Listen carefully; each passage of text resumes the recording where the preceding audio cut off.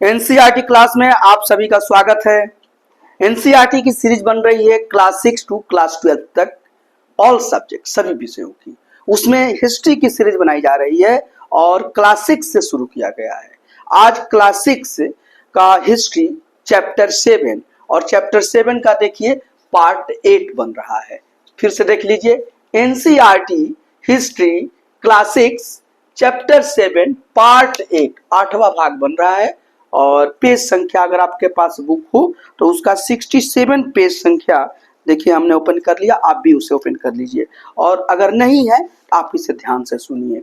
आज का जो विषय है वो बहुत इंपॉर्टेंट है। ऐसे एनसीईआरटी की हर विषय इंपॉर्टेंट है, लेकिन उसमें भी आज का जो विषय है वो बहुत ही महत्वपूर्ण है और वह विषय है अशोक का कलिंग युद्ध। अशोक का कलिंग युद्ध। ये अशोक को जो एक महान शासक कहा जाता है तो वह इस कलिंग युद्ध के आधार पर ही कहा जाता है। और इस युद्ध को आप समझिए कि अशोक का कलिंग युद्ध क्या है। और ये अशोक ने जो कलिंग युद्ध किया, इसके बाद यह युद्ध अशोक के जीवन के लिए टर्निंग पॉइंट सिद्ध हुआ। यह युद्ध के बाद अशोक के जीवन में अभूतपूर्व बदलाव आया। और क्या आया ये देखिए, या अशोक की जो स्ट्रेटजी थी, उसकी जो रणनीति थी, उसमें बदलाव आया। तो ये बहुत बड़ी बात है, इसको समझिए। और इसमें मैं इसके बारे में बताऊंगा ही, साथ ही में देखिए इसमें कलिंग युद्ध का वर्णन करता हुआ अशोक का अभिलेख, उसके बारे में भी यहाँ पर लिखा गया है कि यहाँ जो भी बात किया जा रहा है वो बिल्कुल प्रमाण के साथ अशोक क्या सोचता है और क्यों इस कलिंग युद्ध का उसका प्रभाव उस पर क्या पड़ा, वह अशोक के एक अभिलेख में वर्णित है। और वह अभिलेख है अशोक का 13वां शिलालेख, अशोक का 13th रॉक एडिक्ट, और उसी में है। तो इसी विषय पर हम चर्चा करेंगे, आप मेरे साथ बने रहिए। और देखिए इंग्लिश में लिखा है Ashoka inscription describing the Kalinga war. मैं लिख देता हूं और इसकी हम चर्चा करेंगे, ठीक है ना। तो पहले बाद में करूंगा, पहले यहां लिख लेते हैं कि अशोकाज वार इन कलिंगा। ये लिखिए अशोकाज वार इन कलिंगा, अशोक का कलिंग युद्ध, अशोकाज वार इन कलिंगा। ये बहुत इंपॉर्टेंट है, ध्यान से सुनिए। और मैं एक भी शब्द नहीं छोड़ता हूं, इसलिए मेरे साथ बने रहिए और बिल्कुल फुल मेडिटेशन के साथ, पूरी कंसंट्रेशन के साथ एकाग्रचित होकर मेरी बात को सुनिए। आपको बिल्कुल सब बात समझ में आएगा। पहली बात समझिए, देखिए मैं पढ़ रहा हूं अशोक का कलिंग युद्ध, अशोकाज वार इन कलिंगा। कलिंग तटवर्ती उड़ीसा का प्राचीन नाम है। सिंपल, देखिए कितना जीके की बात है। कलिंग है क्या भाई, कि जो तटवर्ती उड़ीसा है यानी कोस्टल उड़ीसा, उसका ही प्राचीन नाम है। तो पहला पॉइंट आप लिखिए, बहुत इंपॉर्टेंट आपके लिए है कि कलिंग जो शब्द है, कलिंग, यह तटवर्ती उड़ीसा का प्राचीन नाम, तटवर्ती। इसीलिए मैं बोलता हूं ना कि बहुत इंपॉर्टेंट है एनसीईआरटी। इसको आप मिनिमाइज करके मत समझिए कि क्लास 6 का है। क्लास 6 के बच्चों के लिए तो बहुत इंपॉर्टेंट है, लेकिन जो बच्चे कॉम्पिटिटिव एग्जामिनेशन का तैयारी कर रहे हैं उसके लिए तो ये और इम्पोर्टेंट है। और इसको आप लोग पढ़ जाइए, बार बार इसको पढ़िए और वीडियो जो है इसका सभी पार्ट को देखिए, तब फायदा होगा। तो यही तटवर्ती उड़ीसा का प्राचीन नाम है, एंशिएंट नेम है। प्राचीन क्या समझते हैं, एंशिएंट। तो ये एंशिएंट नेम है, एंशिएंट नेम। तो ये इंपॉर्टेंट बात है, प्राचीन नाम। ये आपको समझ में आ गया कि कलिंग यह और कुछ नहीं, तटवर्ती उड़ीसा का प्राचीन नाम है। और देखिए यही उड़ीसा है, देखिए भारत के मैप पर आप आ जाइए। और ऐसे भी आपके बुक में मानचित्र देखिए, इसमें लिखा है कि मानचित्र 5 में 64 पर दिखाया गया है। तो जब मैं मानचित्र आपको पढ़ा रहा था तो मैं ये आपको बताया था। तो देखिए कलिंग में बताया था। और देखिए इस मानचित्र में भी आप देख सकते हैं, यहाँ मैं आपको दिखाने का प्रयास कर रहा हूँ, अगर आपको दिखाई दे रहा है तो देखिए ये कलिंग लिखा है और ये कलिंग है, यही तटवर्ती उड़ीसा है और उसका प्राचीन नाम कहा जाता था। लेकिन आप आइए, आपको बड़े मैप में मैं दिखाता हूँ और वो आपको ज्यादा समझ में आएगा। तो देखिए यही उड़ीसा है, देख रहे हैं, ये देखिए उड़ीसा है। और यही तटवर्ती उड़ीसा का, यही देखिए यही तटवर्ती उड़ीसा है। उड़ीसा जो है ना, ये बंगाल की खाड़ी, जो बे ऑफ बंगाल है ना, तो उसके ये कोस्टल एरिया में है, तो यही कलिंग है और यही तटवर्ती उड़ीसा का ही एक ये कलिंग नाम था। और ये कलिंग युद्ध अशोक के समय तक ये युद्ध नहीं, कलिंग उसके आधिपत्य में नहीं था, उसके साम्राज्य में। तो इसके लिए एक बहुत बड़ा युद्ध हुआ और वो जो वार हुआ, जो युद्ध हुआ, उसका वर्णन अशोक ने अपने अभिलेख में भी किया है, शिलालेख में। और वह शिलालेख जो है वह उसका जो नंबरिंग किया गया है, आर्कियोलॉजिस्ट ने किया, तो अशोक का 13 शिलालेख कहा जाता है, अशोक का 13वां शिलालेख। यह बुक में नहीं दिया गया है, लेकिन मैं आपको बोलता हूं ना कि मैं एक्स्ट्रा भी बताता हूं। अब आ जाइए, तो पहली बात क्या है कि कलिंग जो है कोस्टल उड़ीसा यानी तटवर्ती उड़ीसा का प्राचीन नाम है। दूसरा, अशोक ने कलिंग को जीतने के लिए एक युद्ध लड़ा, तो उसी की बात कर रहा हूं कि अशोक जो है कलिंग को विजय करने के लिए, कलिंग उसके साम्राज्य में नहीं था, तभी तो विजय करने के लिए वह उस पर उसके लिए युद्ध लड़ा और वार किया। लेकिन युद्ध जनित हिंसा और खून खराबा देखकर उन्हें युद्ध से वितृष्णा हो गई, हॉरिफाइड हो गया अशोक। लेकिन अशोक जब ये युद्ध लड़ा तो उसमें बहुत बड़ी मात्रा पर हिंसा हुई, वायलेंस हुई और बहुत ज्यादा खून खराबा हुआ। और ये सब देख के उसमें लिखा है कि अशोक का हृदय पिघल गया और युद्ध से उसके मन में वितृष्णा हो गई, युद्ध से वो हॉरिफाइड हो गया, युद्ध के प्रति उसके मन में अनिच्छा पैदा हो गई। और उन्होंने यानी अशोक ने निर्णय लिया कि वे भविष्य में कभी युद्ध नहीं करेंगे। और इसके बाद अशोक ने वहां पर भीष्म प्रतिज्ञा किया, निर्णय लिया कि अब भविष्य में नेवर इन फ्यूचर वो युद्ध नहीं करेंगे, वार नहीं करेंगे। ये बहुत बड़ी घटना हुई और एक बहुत बड़ा चक्रवर्ती जो सम्राट है इतना बड़ा निर्णय लेता है, तो ये असाधारण बात है, ये कोई साधारण घटना नहीं है, इसलिए इसका मैं वर्णन कर रहा हूं। और अशोक क्या सोचा और क्या सोच के उसने ऐसा निर्णय लिया, वह अशोक के इंस्क्रिप्शन में ये डिस्क्राइब किया गया, अशोक के अभिलेख में डिस्क्राइब किया गया है। तो अगला जो टॉपिक है वही मैं आपको समझाने जा रहा हूं कि कलिंग युद्ध का वर्णन करता हुआ अशोक का शिलालेख। देखिए ये भी आपके बुक में लिखा है, ये भी मैं जो हूबहू अशोक ने अपने शिलालेख में लिखवाया है वही बात मैं आपको यहाँ पर समझा रहा हूँ। तो अब इसको मैं मिटा देता हूँ और देखिए फिर अब वो दूसरे टॉपिक को इसमें मैं शुरू कर रहा हूँ, तो आप इसको जरूर समझ लीजिए। तो देखिए ये क्या है, कलिंग युद्ध का वर्णन करता हुआ अशोक का शिलालेख। ये टॉपिक अब है कि कलिंग युद्ध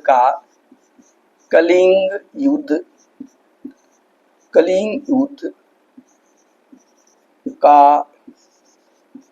वर्णन करता हुआ, आप इतना बात लिख लीजिए, करता हुआ अशोक का शिलालेख, इसी की मैं चर्चा करूंगा। और अशोक ने जो हूबहू उस शिलालेख पर लिखा है उसी की मैं चर्चा करूंगा। ये सुनना आपके लिए बहुत जरूरी है और इसलिए जरूरी है कि यह शिलालेख मत सिर्फ मानिए इसे, यह आज के युग में बहुत रिलेवेंट है, बहुत प्रासंगिक है। कितना युद्ध हो रहा है, यूक्रेन रसिया का युद्ध, अभी देखिए अभी आपको इजराइल का युद्ध हो ही रहा है, पहले तो हमास के साथ, फिर वो अब ईरान की तरफ वो मूव कर गया है और ये लगता है कि दुनिया समाप्त हो जाएगी युद्ध से। लेकिन अशोक ने भी एक युद्ध लड़ा था और उस युद्ध के क्या क्या दुष्परिणाम होते हैं, क्या क्या उसका साइड इफेक्ट और क्या क्या उससे हानि होती है, उसकी अशोक ने चर्चा किया है। इस बात को तो सभी को समझना चाहिए और मेरा अपील है कि यह मामला तो अशोक के शिलालेख को उसकी टोटल बातों को संयुक्त राष्ट्र संघ में भी रखना चाहिए और मंच से इस पर डिस्कशन होना चाहिए इस युद्ध पर, और सभी राष्ट्र मिलकर इस पर चर्चा करें कि युद्ध से सबसे ज्यादा हानि होती है, युद्ध किसी भी समस्या का समाधान नहीं है। इसीलिए कहा जाता है कि भारत जो है वो बुद्ध का देश है, युद्ध का देश नहीं। हमारा देश इसी में विश्वास करता है। अशोक अपनी भावना को लिखा है, लेकिन सच्चाई तो यह है कि ये भारत देश इस बात में विश्वास करता है। तो आइए अब ज्यादा भाषण नहीं करेंगे, कलिंग युद्ध का वर्णन करता हुआ अशोक का अभिलेख, यानी कि अंग्रेजी वाले बच्चों के लिए अशोकाज इंस्क्रिप्शन लिख लीजिए, फिर मैं इसको समझाऊंगा। अशोकाज इंस्क्रिप्शन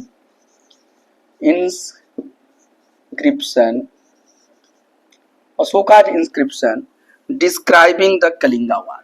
बिल्कुल सिंपल बात है, describing the Kalinga war, the Kalinga war. मैं कोशिश करता हूं कि मैं इंग्लिश मीडियम में ज़्यादा बोलता हूं, लेकिन इंग्लिश का भी शब्द यूज करता हूं और हिंदी मीडियम में इसको मैं बोलता हूं, और इससे मुझे मेरा विश्वास है कि ये सभी बच्चों को यह फायदा करेगा। इसमें भाषा कोई माध्यम नहीं है, कोई इसमें हर्डन नहीं है कि हिंदी वाले बच्चे ही समझेंगे, अंग्रेजी वाले बच्चे भी उतना ही समझेंगे। इसलिए जहां जरूरत होता है मैं उस शब्द को यूज करता हूं। अब आइए, अब मैं बोलता हूं कि अशोक ने अपने अभिलेख में क्या लिखा, और अशोक का जो शिलालेख है वो कौन सा शिलालेख है? देखिए, यह 13वां शिलालेख है। लिख लेता हूं, 13वां शिलालेख। ये 13वां शिलालेख में अशोक ने ये बात वर्णन किया है, ये आप उसको देखिएगा प्रयास से। तो ये 13 रॉक एडिक्ट है, देखिए 13, ये 13th rock edict, rock edict English में, ठीक है। इसी में अशोक वर्णन किया है, और उस शिलालेख में अशोक ने क्या लिखा है वो पढ़िए, ये बहुत इंटरेस्टिंग है, ध्यान से सुनिए और इस पर आप चिंतन कीजिए कि अशोक क्या सोचा इसमें, और जो अशोक इसमें लिखा है वह उस समय तो जरूरी था ही अशोक के लिए, लेकिन यह उस समय से भी ज्यादा इसकी जरूरत आज है, और आज इस पर पूरे विश्व को चर्चा करनी चाहिए इस बात पर, अशोक ने जो अपने 13 शिलालेख में लिखा है। और वो हूबहू उस बात को मैं पढ़ने जा रहा हूं, ठीक है ना। उसको मैं हिंदी में पढ़ रहा हूं, उसका हिंदी ट्रांसलेशन है, ठीक है। तो अब देखिए यहां पर अशोक, अब देखिए अपने एक अभिलेख में अशोक ने यह बात कही, राजा बनने के 8 साल बाद मैंने कलिंग विजय की। एक पॉइंट हो गया कि कलिंग विजय कब हुआ है। देखिए अशोक बोलता है कलिंग विजय राजा बनने के 8 साल बाद, इसलिए कोई कंफ्यूजन नहीं है, वो डायरेक्ट लिखा है। इसी में विद्वानों में कोई मत नहीं होना चाहिए कि कलिंग विजय कब है, तो राजा बनने के यानी राज्यारोहण कोरोनेशन, राजा बनने के 8 साल बाद, राजा बनने के 8 साल बाद, ठीक है ना। तो after the coronation of 8 years, तो जब राजा बना, अशोक का कोरोनेशन हुआ, राज्यारोहण हुआ, सभी का मैं इसमें बता दिया कि कौन कौन कब राजा बना और कितने समय तक रहा था। ठीक, अपने राजा बनने के 8 साल बाद अशोक जो है वो कलिंग विजय करता है, कलिंग के साथ युद्ध करता है और कलिंग को हराता है और उस पर विजय आधिपत्य कर लिया है, और यही कलिंग है। देखिए यही उड़ीसा है, यही कोस्टल उड़ीसा, यही कलिंग कहा जाता था, और कलिंग जो है वह उड़ीसा का ही प्राचीन नाम है, एंशिएंट नेम है। तो एक तो बात हो गया कि राजा बनने के बाद 8 साल बाद मैंने यानी अशोक अपने के बारे में अशोक ने लिखवाया है, तो बोलता है कि मैंने कलिंग विजय की, लगभग 1.5 लाख लोग बंदी बना लिए गए, 1 लाख से भी ज्यादा लोग मारे गए। खुद अशोक कहता है कि इसमें 1.5 lakh 1.5 lakh people were killed, वे लोग मारे गए, और इसी के साथ साथ देखिए नहीं 1.5 लाख लोग बंदी बना लिए गए, प्रिजनर हो गए, कैदी बनाए गए, और 1 लाख से भी ज्यादा लोग मारे गए, more than 1 lakh people were killed. तो 1 लाख से भी ज्यादा लोग मारे गए, और क्या हुआ, इससे मुझे अपार दुख हुआ। तो अशोक कहता है कि ये जो मैं घटना देखा कि इसमें तो भाई बंदी बनाने, जो हमारे यहाँ बंदी बनाए गए वो लगभग 1.5 लाख लोग थे, और मारे गए तो 1 लाख से ज्यादा लोग मारे गए, और इस बात से मुझे बहुत पीड़ा हुई, मुझे बहुत दुख हुआ। और फिर लिखता है क्यों क्यों मुझे दुख हुआ, तो उस दुख का कारण बताता है। वो कहता है कि जब किसी स्वतंत्र देश को जीता जाता है तो लाखों लोग मारे जाते हैं और बहुत सारे बंदी बनाए जाते हैं, इसमें ब्राह्मण और शर्मण भी मारे जाते हैं।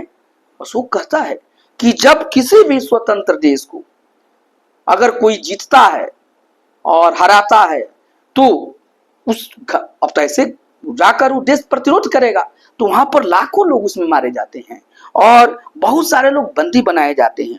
और इसमें जो ब्राह्मण और शर्मण है, क्योंकि ये लोग उस समय क्या है, ब्राह्मण और शर्मण, ये लोग समाज को शिक्षा देते हैं घूम घूम के, तो ये लोग भी या इसमें मारे जाते हैं। जो लोग अपने सगे संबंधियों और मित्रों को बहुत प्यार करते हैं तथा दासों और मृतकों के प्रति दयावान होते हैं, वे भी युद्ध में या तो मारे जाते हैं या अपने परिजनों को खो देते हैं। स्पष्ट करता है कि जो लोग अपने सगे संबंधियों से जो बहुत प्यार करते हैं, वो सगे संबंधी मारे जाते हैं या उनसे बिछुड़ जाते हैं। दास और मृतक के प्रति भी जो लोग दयावान हैं, उनका कोई प्रिय दास है या कोई भी मृतक है, तो ये सभी मारे जाते हैं। जो लोग उसके दयावान हैं, उन लोगों को बहुत पीड़ा होती है।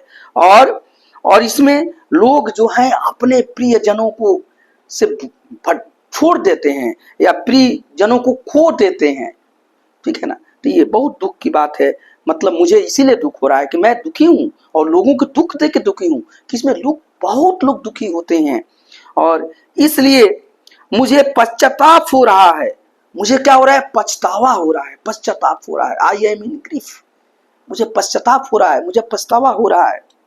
अब मैंने धर्म पालन करने एवं दूसरों को शिक्षा देने का निश्चय किया है।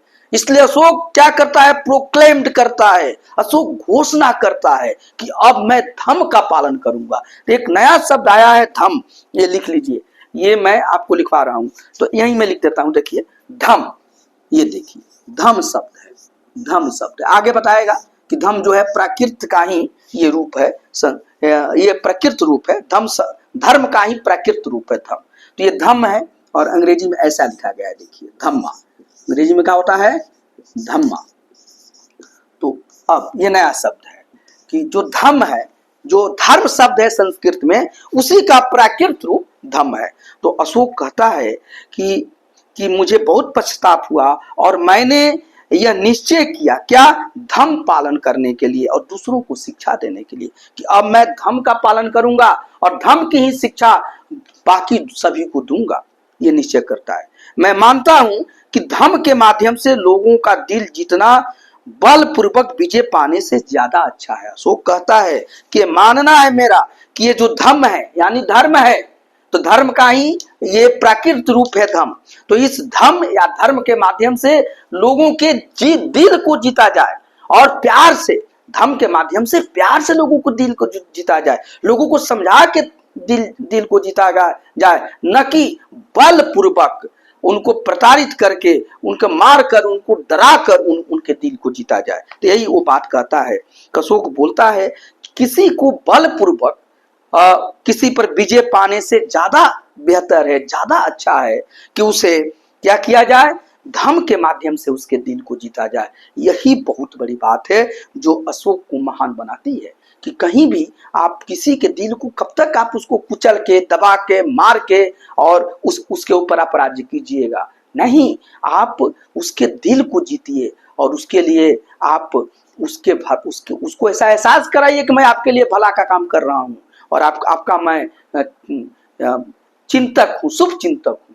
तब तो ये अशोक बोलता है यहाँ पर, मैं यह अभिलेख भविष्य के लिए एक संदेश के रूप में इसलिए उत्कीर्ण कर रहा हूं कि मेरे बाद मेरे बेटे और पोते भी युद्ध न करें। अशोक कहता है कि यह जो अभिलेख है अशोक का, तो ये जो शिलालेख या अभिलेख है, मैं यह भविष्य के लिए यहाँ उत्कीर्ण करा रहा हूं, क्योंकि पत्थर पर लिखा जाता है तो उसको उत्कीर्ण करना कहा जाता है, डिपिक्ट करना। तो इसके मैं उत्कीर्ण कर रहा हूं, और इसलिए उत्कीर्ण कर रहा हूं कि भविष्य में आगे चलकर मेरे बेटा और पोते भी इस चीज का पालन करें और वो भी कभी युद्ध न करें। वो तो खुद कहता ही है, लेकिन अपने बेटों को और अपने पोतों को, यानी अपने जो सक्सेसर्स हैं, अपने जो उत्तराधिकारी उसके बाद आ रहे हैं, उनको भी, उनसे भी अपेक्षा करता है कि वे लोग भी कभी युद्ध ना करें, ठीक है। और इसके बदले उन्हें सोचना चाहिए कि धर्म को कैसे बढ़ाया जाए। वो बोलता है कि हमारे जो सन है या ग्रैंड सन है, हमारे जो बेटे या पोते, यानी हमारे जो उत्तराधिकारी हैं, वो भी युद्ध ना करें, और बल्कि ये सोचें कि हम धर्म को कैसे आगे बढ़ाएं और धर्म के माध्यम से लोगों का दिल जीते। और देखिए लास्ट में लिखा है कि धर्म संस्कृत शब्द धर्म का प्राकृत रूप है। तो यहाँ पर लिखा है यहाँ पर कि यह क्या है? संस्कृत शब्द धर्म का, मैं बोल भी दिया हूं, लिख भी देता हूं, उसे नोट कर लीजिए। धर्म का प्राकृत रूप है, प्राकृत रूप, ठीक है। तो ये धर्म जो है वह संस्कृत शब्द धर्म का प्राकृत रूप है। तो बिल्कुल आपको समझ में आ गया, और ये बस इतना ही आज इसमें लिखा हुआ है। और इससे आप भी इस संदेश से आप अपने हृदय को प्रभावित कीजिए। ये बहुत ही अच्छा है। किसी पर अगर विजय पाना है तो बलपूर्वक कोई रास्ता नहीं है, उसके दिल को जीतिए और उस तरीके से काम कीजिए। हालांकि अशोक, आगे बताऊंगा कि कुछ समय के बाद जो 8वीं जनजाति है, तो उस समय अशोक उनको चेतावनी देता है। वो लोग कुछ खुराफात कर रहे हैं और हमको नहीं मान रहे हैं और लगता है, तो अशोक बोला है कि भैया मैं तो बोला हूं, लेकिन मैं बाद में बल भी आपको दबाने के लिए होगा तो मैं बल प्रयोग करूंगा। तो ये अलग बात हो गई। तो लेकिन अशोक का शिलालेख है। अगर अभी तक आप डॉक्टर ए के ओझा यूट्यूब चैनल को सब्सक्राइब नहीं किए हैं तो कर लीजिए, और ये आपके लिए ये बिल्कुल यूजफुल है। और अपने फ्रेंड्स को भी इसे शेयर कीजिए, इसे कमेंट भी कीजिए और लाइक भी कीजिए। और बस आज ही के साथ थैंक यू। इन सभी का, इसके पहले के जितने वीडियो हैं सबका लिंक एक प्लेलिस्ट ग्रुप में आपको मिल जाएगा, तो आप सभी वीडियो को देखिए। ये बहुत बड़ा काम हो रहा है और इस तरीके से आपका ज्ञान बढ़ेगा। और मेरी यह एक तरीके से आपसे मैं विश्वास दिलाता हूं कि इसे आप ठीक से अगर पढ़ते हैं और समझते हैं तो इसमें कोई शक नहीं है कि आप किसी भी परीक्षा को क्यों नहीं क्रैक करें। हर एग्जाम आप निकालेंगे और उसमें आपका पोजीशन टॉप पर रहेगा। क्लास 6 के बच्चे अभी से इसको पढ़ें और इस तरह की अपनी तैयारी करें। और जो बच्चे किसी भी प्रतियोगी एग्जाम या कंपटीशन की तैयारी कर रहे हैं उनके लिए तो ये ब्रह्मास्त्र है, ये रामबाण है। और आप इस पर एक बार विश्वास करके तो देखें। Thank you.